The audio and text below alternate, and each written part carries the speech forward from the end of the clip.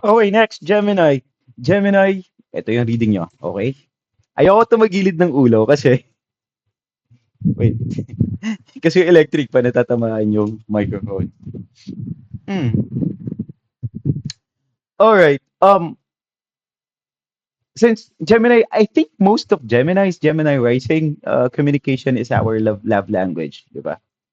Um, I would advise you not to overthink too much, especially right now, and not to give extra meaning to every text messages or words na binibigay ng mga partner nyo to avoid conflict. Okay? Medyo mainitin si ano ngayon, medyo um mainitin si Gemini ngayon. Mabilis siya ma-trigger.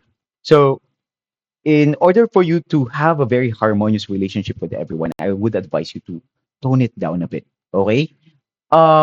May mga ideas na papasok, especially yan, kakastart pa lang, Chinese New Year, kakastart pa lang talaga ng year.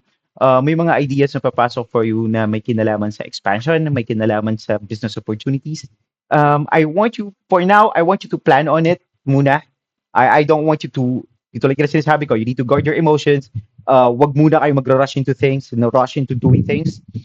Kasi nga, Mercury is retrograding.